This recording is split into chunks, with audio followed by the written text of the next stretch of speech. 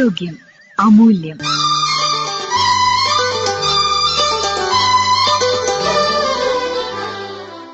ലോക ഹോമിയോപ്പതി ദിനം. ഈ ദിവസത്തിന്റെ പ്രത്യേകതകളെക്കുറിച്ച് സംസാരിക്കുന്നു ഇന്ത്യൻ ഹോമിയോ മെഡിക്കൽ അസോസിയേഷൻ സംസ്ഥാന working committee member doctor Ramsal Thattarakkal. നമസ്കാരം. ഇന്ന് ഏപ്രിൽ 10, ലോക ഹോമിയോപ്പതി ദിനം. 18-ാം നൂറ്റാണ്ടിൽ ജർമ്മനിയിൽ ജീവിച്ച ഡോക്ടർ സാമുവൽ ഹാനിമാൻ എന്ന ബിഷഗ്വരനാണ് ഹോമിയോപ്പതിയുടെ പിതാവ്. അദ്ദേഹത്തിൻ്റെ ജന്മദിനമായ ഏപ്രിൽ 10 ലോകമെമ്പാടും ഹോമിയോപ്പതി ദിനമായി ആചരിക്കുന്നു. ഹോമിയോപ്പതി എന്ന മഹത്തായ ചികിത്സാ ശാഖയെക്കുറിച്ച് അറിയാനും അതിൻ്റെ മൂല്യങ്ങൾ ജനങ്ങളിലേക്ക് എത്തിക്കാനുമാണ് ഹോമിയോപ്പതി ദിനം ആചരിക്കുന്നത്. ഡോക്ടർ സാമുവൽ ഹാനിമാൻ്റെ ദർശനവും കണ്ടെത്തലുകളും ലോകമെമ്പാടുമുള്ള ജനലക്ഷങ്ങളുടെ ആരോഗ്യ സംരക്ഷണത്തിന് വഴിയൊരുക്കിയിട്ടുണ്ട്. സിമിലിയ സിമിലിബസ് ക്യുറണ്ടർ അഥവാ സാമ്യത്തെ സുഖപ്പെടുത്തുന്നു എന്നാണ് ഹോമിയോപ്പതിയുടെ മുഖമുദ്ര.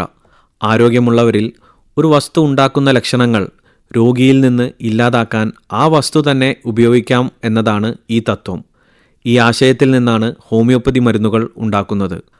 ആരോഗ്യമുള്ളവരിൽ ഡ്രഗ് പ്രൂവിങ്ങിലൂടെ പരീക്ഷിച്ച് പൊട്ടൻറ്റൈസേഷൻ എന്ന പ്രക്രിയയിലൂടെ ശക്തീകരിച്ച് ഈ മരുന്നുകൾ വേഗത്തിലും സൗമ്യമായും പൂർണ്ണ ആരോഗ്യം പുനഃസ്ഥാപിക്കാൻ സഹായിക്കുന്നു. ലോക ഹോമിയോപ്പതി ദിനത്തിൽ നമ്മൾ ആഘോഷിക്കുന്നത് ഈ ചികിത്സാശാഖയുടെ സുരക്ഷിതത്വവും വിശ്വാസ്യതയുമാണ്.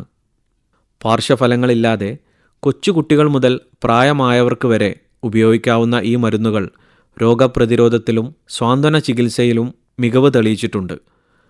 കോവിഡ് പോലുള്ള പകർച്ചവ്യാധികളിൽ പോലും ഹോമിയോപ്പതിയിലെ പ്രതിരോധ മരുന്നുകളുടെ സഹായം ശ്രദ്ധേയമായിരുന്നു.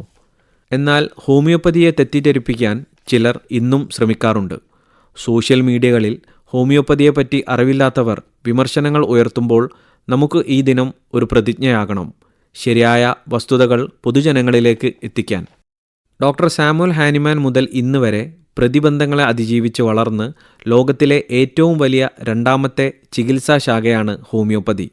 ഹോമിയോപ്പതി മരുന്നുകൾ നിർമ്മിക്കുന്നത് സസ്യങ്ങൾ, ജന്തുക്കൾ, ധാതുക്കൾ എന്നിവയിൽ നിന്നാണ്.